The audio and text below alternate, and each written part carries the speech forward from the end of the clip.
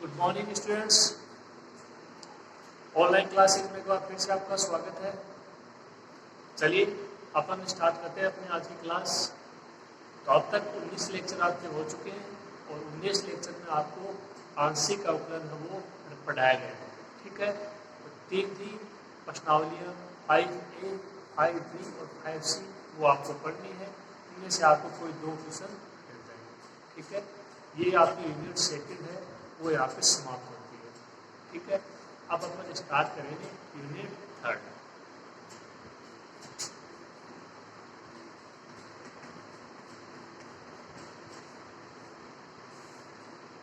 Unit third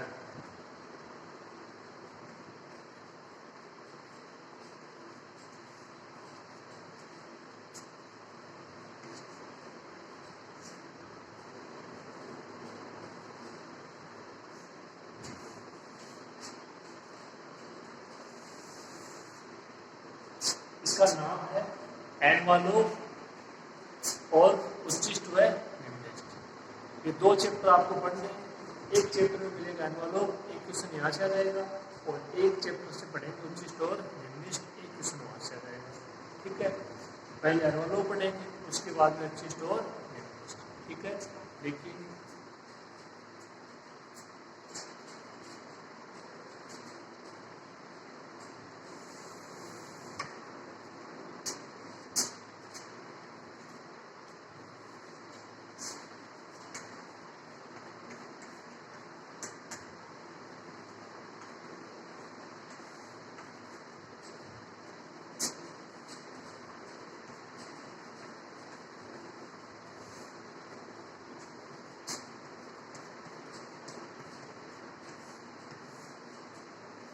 chapter number 6 है, इसका नाम है एनवलप।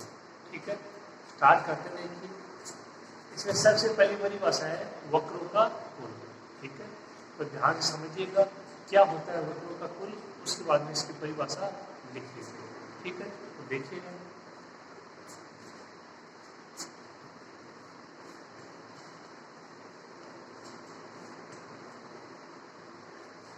जो समीकरण आपको f(x, y) = 0 इस प्रकार से दी जाती थी। अब देखिए यहाँ पे जो समीकरण का रूप होगा वो होगा f(x, y) α = 0। f(x, y) α का मतलब ये है कि इसका मान है वो x, y और α के पदों में होगा। ठीक है,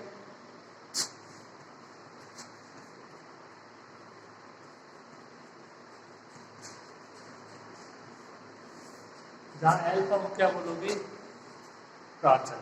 अल्फा को क्या बोलोगे, प्राचल पैरामीटर। तो आपका कुल है उसका प्राचल होगा। ठीक है, पैरामीटर ऑफ द फैमिली। तो प्राचल होता क्या है, प्राचल आप इस तरीके से समझिए कि जो आपका वक्रकुल है, जो फैमिलीज है, उसका जो प्रत्येक सदस्य है उससे ये संबंधित होता है। ठीक है, इस तरीके से आप इसको समझिए। अब यहाँ पे देखो इसका मतलब क्या है, f(x, y) α का मतलब आपको सिंपल चीज है कि इसका मान है वो x, y और α के पदों में है। अब आपको करना क्या है, यहाँ से अल्फा के मान आप इसको देते हो, अल्फा का अल्फा यहाँ पे कांस्टेंट मान है कोई, वैसे जगह आपने कोई मान देते हो 2, 3, 4, 5 इस तरीके से। तो अल्फा के अलग अलग मानों के लिए यहाँ पे जो समीकरण आएगा वो भी क्या आएंगे, अलग अलग आएंगे। और जो समीकरण आएंगे उनको क्या बोलोगे, वक्रों का कुल। उनको क्या बोलोगे, वक्रों का कुल। बस ये परिभाषा है। f(x, y) α = 0 एक वक्र का समीकरण है, वक्रों का कुल यानी उनका पूरा परिवार समझ सकते हो आप। तो यहाँ से आपको अल्फा के भिन्न भिन्न मान देने हैं, उसके लिए आपको भिन्न भिन्न वक्रों के समीकरण होंगे प्राप्त। उनको क्या बोलोगे, वक्रों का कुल। उन समीकरणों को क्या बोलोगे, वक्रों का कुल। ठीक है, सिंपल सी बात है। f(x, y) α = 0, अल्फा को मान दो भिन्न भिन्न, तो यहाँ से भिन्न भिन्न वक्र प्राप्त होंगे, उनको क्या बोलेंगे, वक्रों का कुल। ठीक है, पहली परिभाषा समझ में आई होगी आपके अच्छे से। ओके, अब इसको लिख देते हैं।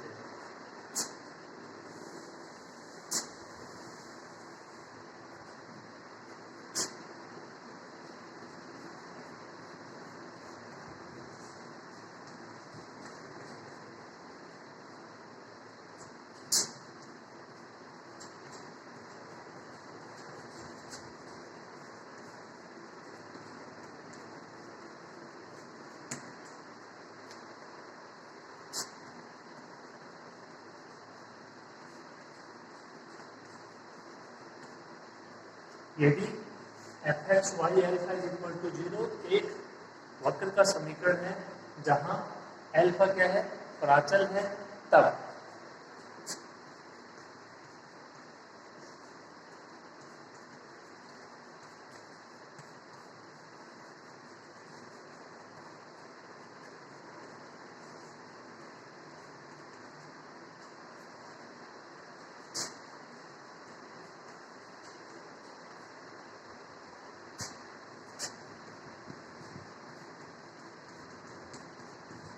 तब अल्फा के भिन्न भिन्न मानों के लिए आपको भिन्न भिन्न वक्र प्राप्त होंगे। ठीक है, वक्र कुल प्राप्त होंगे।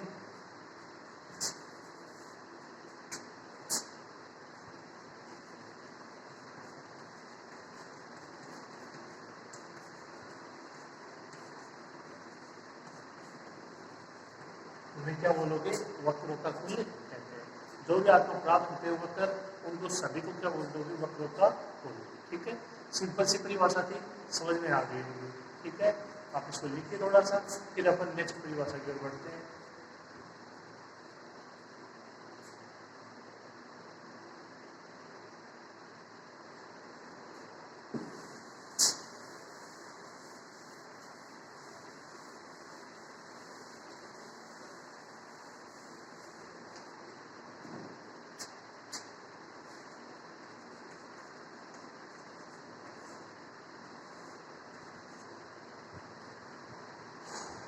अब देखिए, जो अपना टॉपिक है उसकी ओर बढ़ते हैं। एनुअल होता क्या, एनुअल उसके बारे में सुनिए। ठीक है, ये दो प्रकार से किया जाएगा। यहाँ पे एनुअल का समीकरण ज्ञात, उसको भी बताएंगे आपको। पहले इसकी परिभाषा सुन लीजिए सिंपल से। आपके पास कोई वक्रों का कुल है। ठीक है, क्या है, वक्रों का कुल है। ठीक है, उनमें से कोई एक वक्र ऐसा है, उनमें से कोई एक ऐसा वक्र है जो बाकी शेष बचे वक्रों को प्रत्येक को स्पर्श करता हो। ठीक है, और स्वयं प्रत्येक बिंदु पर उन सभी सदस्यों के द्वारा या उन सभी वक्रों के द्वारा स्पर्श होता हो। तो उस जो होगा, जो है वक्र जो भी प्रत्येक को स्पर्श करेगा, उसको क्या बोलोगे, एनवलप का समीकरण। उसको क्या बोलोगे, एनवलप का समीकरण। ठीक है, एक बार दोबारा सुनिए। आपके पास क्या है, वक्रों का कुल है, मतलब बहुत सारे वक्र हैं। ठीक है ना, फिर क्या है, उनमें से कोई एक ऐसा वक्र है जो बाकी शेष बच गए उनको सभी को स्पर्श करता हो, और स्वयं भी क्या, प्रत्येक बिंदु को उनके द्वारा स्पर्श होता हो। तो सिंपल सी बात है, अगर स्वयं वो, ठीक है, जो होगा वक्र वो उनको स्पर्श करता है, तो स्वयं तो स्पर्श होना ही है। तो सिंपल सी परिभाषा ये याद रखनी कि कोई है वक्रों का कुल, उनमें से कोई एक ऐसा वक्र है जो बाकी जो शेष बच गए वक्र उनको सभी को स्पर्श करता हो।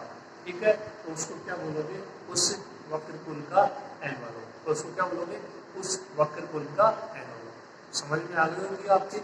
इसको थोड़ा और यहाँ पे लिख देते हैं, आप इसको समझने की कोशिश कीजिएगा।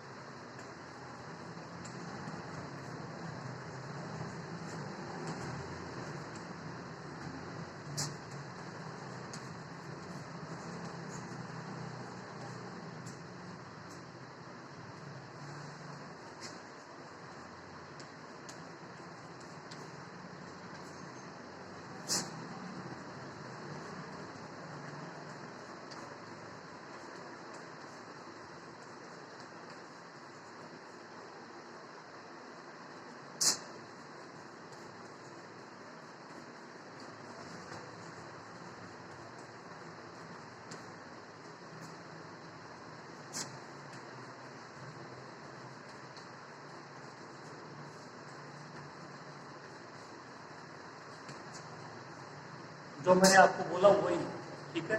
देख लीजिए, यदि दिए गए वक्रतुल में से कोई है आपके पास वक्रतुल, उसमें से एक वक्र ऐसा हो कि वह वक्र, यानी उनमें से जो आप एक ले रहे वक्र, वो वक्र वक्रतुल के प्रत्येक वक्र को स्पर्श करता हो, ठीक है, तथा स्वयं प्रत्येक बिंदु पर उनके द्वारा मतलब जो आप इनको स्पर्श कर रहे हो प्रत्येक वक्र को, उनके द्वारा प्रत्येक बिंदु की क्या हो स्पर्श होता है तो एक ही बात है। तब उस वक्र को क्या बोलोगे, वक्रतुल का एनवलप कहते हैं, ठीक है। ये इसकी परिभाषा होगी। तो परिभाषा को आप देखना, एग्जाम में आई हुई नहीं है, ठीक है।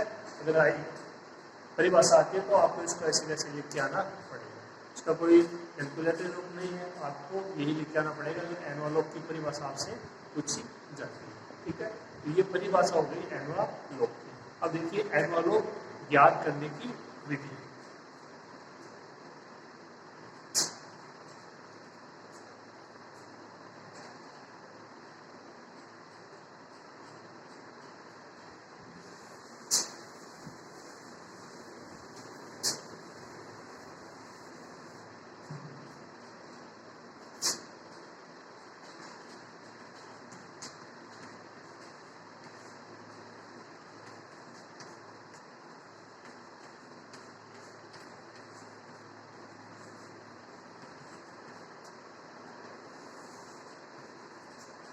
एनवलप ज्ञात करने की विधि बहुत ही सिंपल सा है। इसका फॉर्मूला समझ लीजिए, ट्रिक समझ लीजिए, कुछ भी समझ लीजिए। दो तरीके हैं यहाँ पे, यानी जो आपको क्वेश्चन दिया जाएगा उसके दो तरीके हैं, ठीक है। तो वो कौन कौन से तरीके हैं और उससे आप एनवलप का समीकरण इस प्रकार ज्ञात करते हो, या आप अच्छे समझ लेना। अगर ये अच्छे से आज का मैटर समझ में आ गया तो एनवलप का प्रत्येक क्वेश्चन है वो आसानी से कर सकते हो, ठीक है। तो देखिए स्टार्ट करते हैं। पहली विधि एनवलप ज्ञात करने की विधि, तो उसमें दो है। तो देखिए पहली,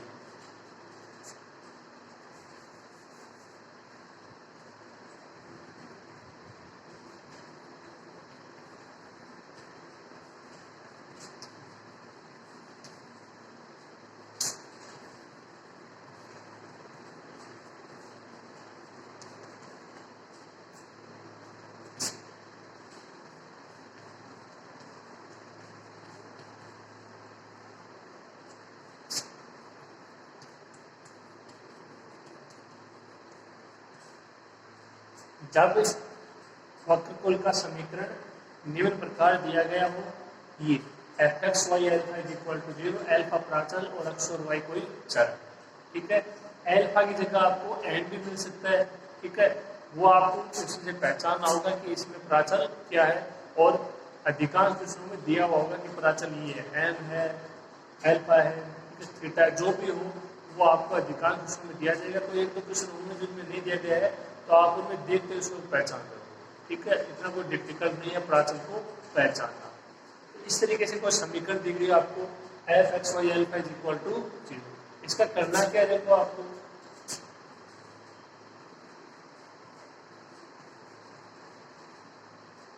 del F upon del alpha is equal to 0। ये जो एफ का मान है, इसमें तीन प्रकार के अचर हैं, एक्स वाई और एल्फा कोई अचर मान है, ठीक है। तो आपको करना क्या है, प्राचल कि जो प्राचल है उसके सापेक्ष इसका आंशिक अवकलन करना है, ठीक है।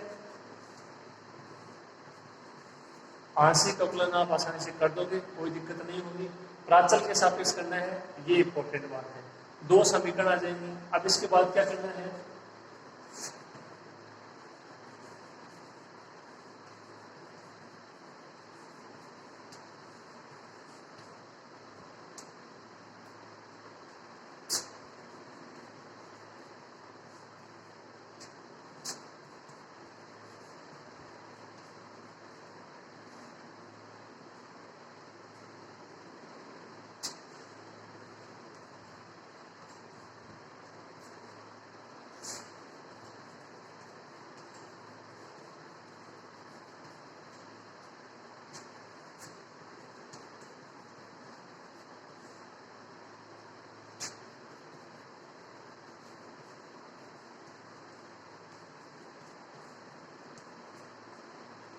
देखिए समीकरण 1 हुआ समीकरण 2 से प्राचल अल्फा का विलोपन करने का।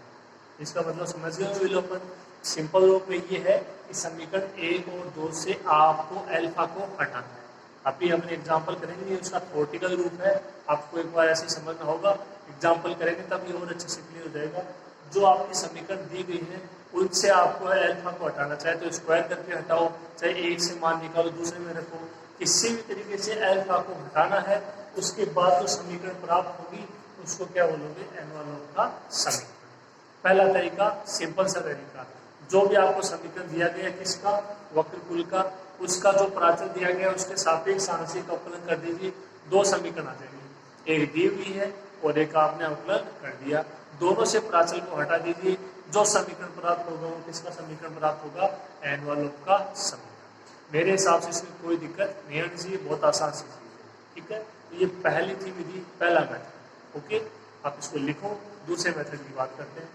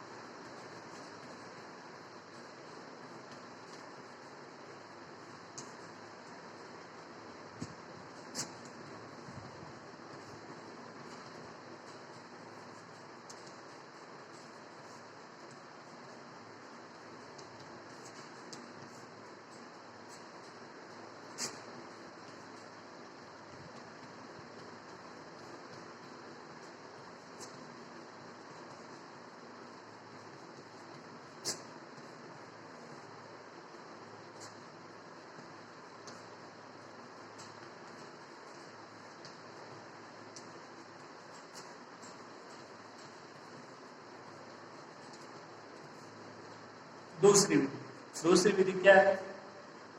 जब वक्रकुल का समीकरण, यानी जो आपको दिया गया समीकरण है वो क्या हो? प्राचल में द्विघाती। प्राचल मतलब अल्फा है तो इस प्रकार से, क्या ये समीकरण अल्फा में द्विघात समीकरण नहीं है ना? A alpha square plus B alpha plus C equal to 0, F X Y alpha is equal to 0, ठीक है। इतनी बात, यहां से ये क्या है? प्राचल में द्विघात समीकरण है कोई। अब एबीसी अचर हो जाएंगे, अल्फा प्राचल। तो यदि इस अन्य प्रकार के आपको समीकरण में दे दी जाए तब आपको उसका एनवलप का समीकरण किस प्रकार ज्ञात करना है? पहले वाले थे कि समीकरण केवल हो F X Y alpha is equal to 0। यहाँ पे ऐसा है, आप चाहे तो इसको हटा सकते हो, देखो इसका इतना रोल नहीं है, अपने पास मैन ये है, ठीक है, कि जो आपका समीकरण है वो प्राचल में द्विघाती होना चाहिए। प्राचल में द्विघात यानी आप अच्छे से जानते हो द्विघात समीकरण लिखना, A alpha square plus B alpha plus C बराबर 0, ए बी सी कांस्टेंट और अल्फा प्राचल। तो जब द्विघात समीकरण दी गई हो तो उसका एनवलप का समीकरण आप किस प्रकार ज्ञात करोगे उसको देखिए। आप प्रोसेस वही रहेगा जो अभी आपको बताया, जो आपको मान दिया गया है उसका अल्फा के सापेक्ष क्या कर दीजिए? अवकलन कर दीजिए।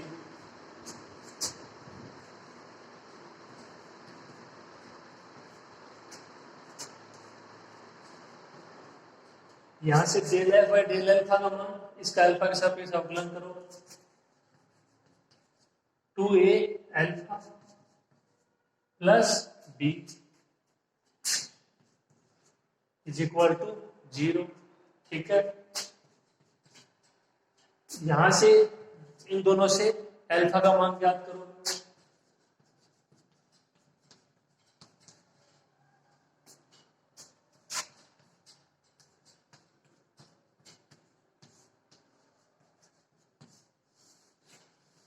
अल्फा का मान कितना आ गया? -b/2a। ये अल्फा का मान कहाँ रखेंगे? वापस समीकरण 1 में। देखते हैं क्या समीकरण आता है, ठीक है, लिखिए।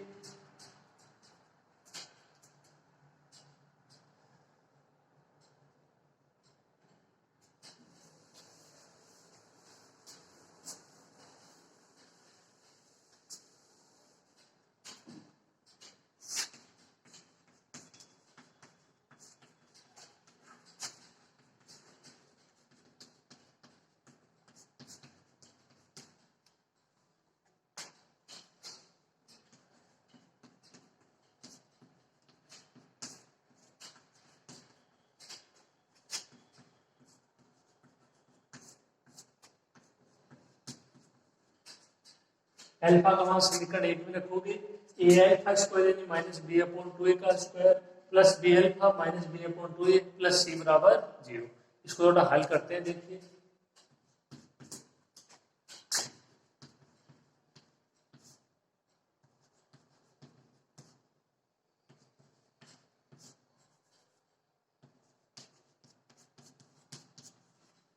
क्या हो जाएगा ये, ए माइनस माइनस प्लस का B square upon 4a square, ये माइनस का B square upon 2a plus C बराबर 0।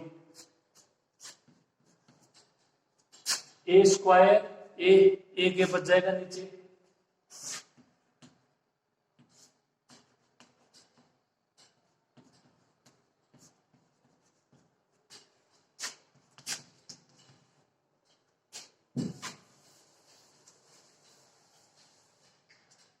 B square upon 4a minus B square upon 2a plus C बराबर 0। यहां से क्या कॉमन आ जाएगा, बी स्क्वायर अपॉन ए,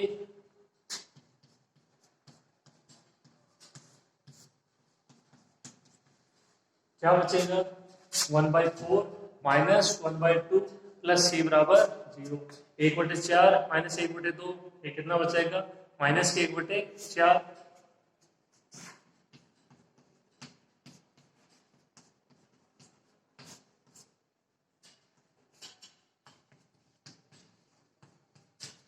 बी स्क्वायर अपॉन ए, ये हो गया माइनस के 1/4 plus C equal to 0।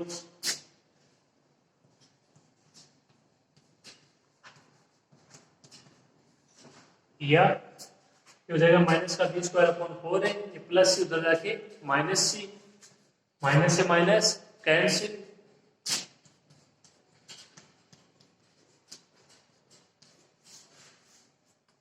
B square is equal to 4ac, B square is equal to 4ac।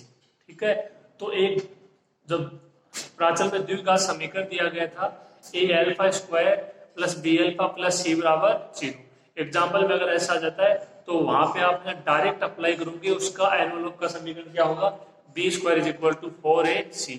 ABC के मान आप आराम से पहचान सकते हो, इस फॉर्मूले में आपको अप्लाई कर देना। ठीक है, और ये कहां से आया, आपके सामने, समझ में आया होगा, आसान सा है। A alpha square plus B alpha plus C बराबर 0 का एनवलप का समीकरण क्या होगा, B square is equal to 4ac। ABC के मान आपको पहचानने किससे, दिए गए वक्र कुल के समीकरण जो कि प्राचल में द्विघात के रूप में दिया गया है। ठीक है,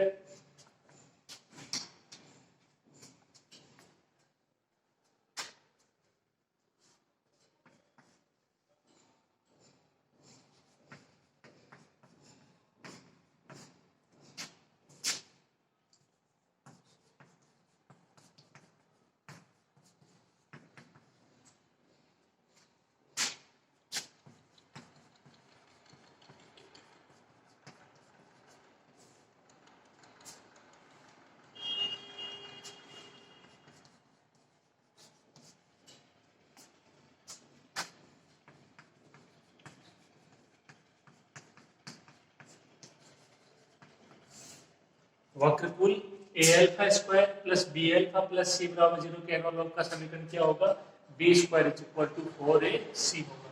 ए बी सी के मान पहचानिए, यहाँ पे अप्लाई कीजिए, क्या आ जाएगा एनवलप का समीकरण, जब वक्रकुल का समीकरण प्राचल में द्विघात के रूप में दिया गया हो। प्राचल आपको पहचानना होगा, एल्फा है, एन है, थीटा है, जो भी। ठीक है, आप इसको लिखिए, फिर अपन आगे बढ़ते हैं।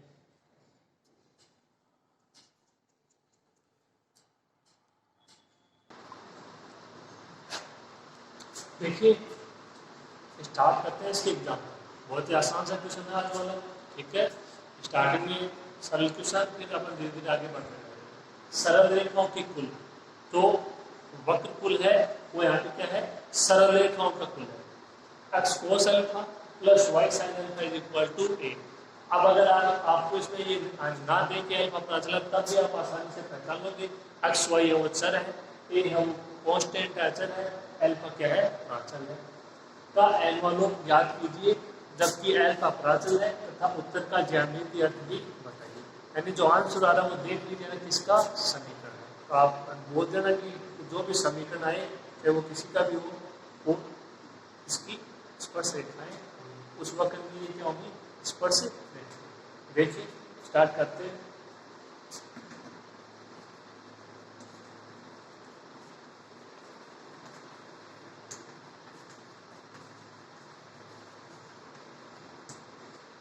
दिया गया वक्रतुल का समीकरण है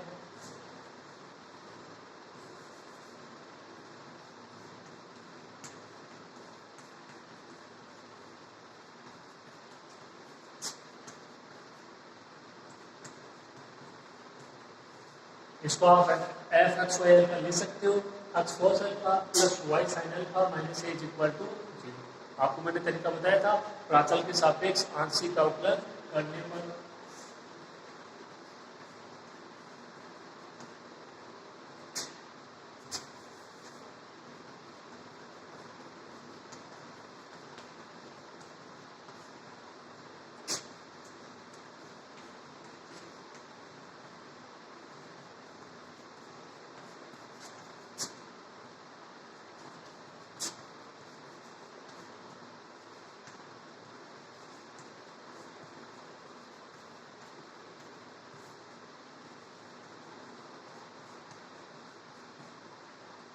समीकरण एक का प्राचल अल्फा के सापेक्ष आंशिक अवकलन करने पर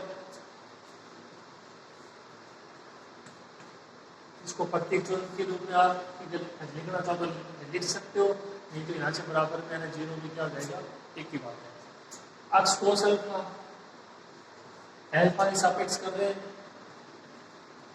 कोस अल्फा का minus sine alpha plus Y और साइन अल्फा का कोस, एक्स और वाई का नहीं होगा अल्फा के साथ, एक कांस्टेंट है 0 बराबर क्या आ जाएगा, X into minus sine alpha plus Y cos alpha is equal to 0। समीकरण 2, 1 और 2 से अल्फा को हटाना है, तो देखिए यहाँ पे कोस है, साइन है, कोस है, वाई का गुणन एक्स का गुणन, तो फॉर्मूला है कोस और साइन में अल्फा हटेगा, कैसे हटेगा, cos square alpha plus sine square alpha 1, sine square theta plus cos square theta is equal to 1। ये यहाँ पे ना सबसे ज्यादा यूज होगा फॉर्मूला, ठीक है। देखिए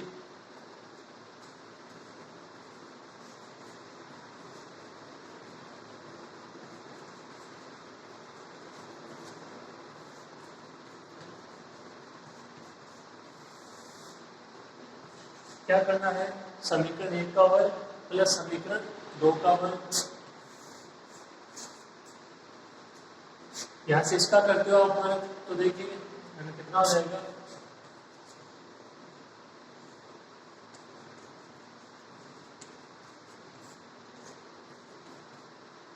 x cos alpha plus Y sine alpha is equal to plus, आप देखो इसको ऐसे भी लिख सकते हो,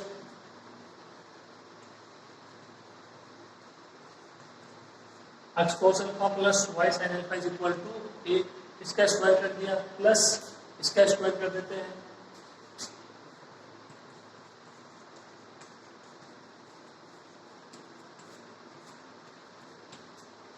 minus X sine alpha plus Y cos alpha, इसका स्क्वायर ए स्क्वायर, इसका स्क्वायर 0, ठीक है। इस तरीके से आपको करना है समीकरण 1 का वर्ग प्लस समीकरण 2 का वर्ग, LHS और RHS।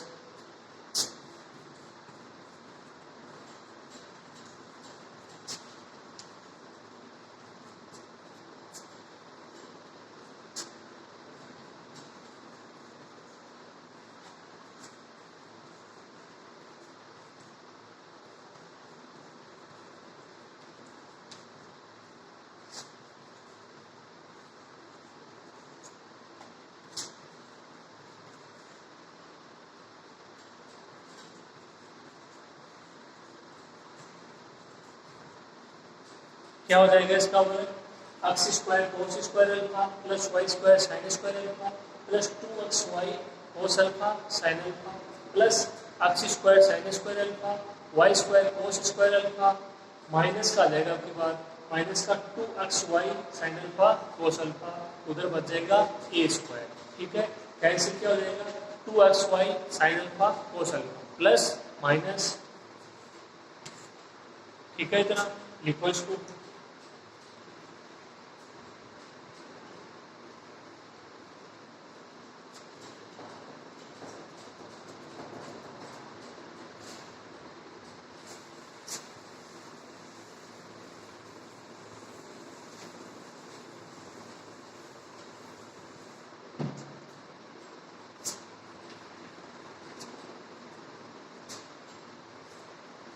एक्स स्क्वायर कॉमन आ जाएगा, cos square alpha plus sine square alpha,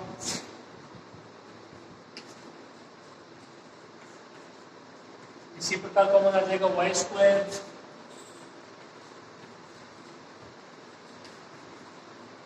क्या common, Y square sine square alpha plus cos square alpha is equal to A square, इन दोनों का मान 1।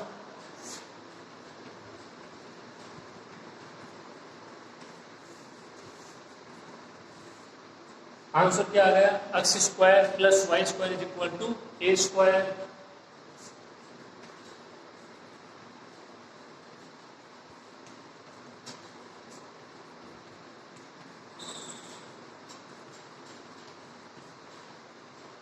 जो कि समीकरण 1 के एनवलोप का समीकरण, ठीक है, सिंपल से। अब देखिए समीकरण की तरफ, ये किसका समीकरण है, X square plus Y square is equal to A square, एक वर्त का समीकरण है जिसका केंद्र है वो मूल बिंदु है और त्रिज्या है वो क्या है, ए। ये आपने पढ़ा होगा, बहुत आसान सी बात है। तो जो आपको सररेखा वाला समीकरण दे रहे खत्म वक्रों के कुल का, यहाँ से क्या बोलोगे कि वो सररेखाएं इस वर्त की सरल रेखाएं हैं, ठीक है, जिसका केंद्र क्या है, मूल बिंदु है और त्रिज्या क्या है, ए। ये उसकी क्या हो जाएगी, ज्यामिति। ये था क्वेश्चन, समझ में आया होगा, आसान सा क्वेश्चन था, ठीक है, लिख देते हैं इसको।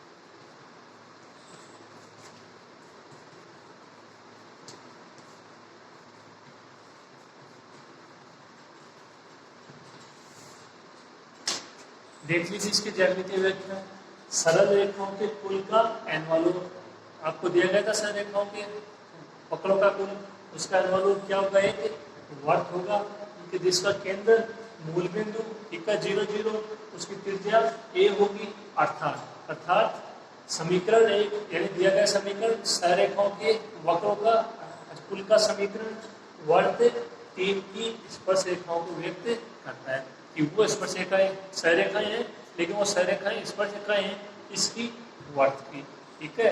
तो आपकी सररेखाएं इसको स्पर्श करेंगे तो वर्त की स्पर्श रेखा।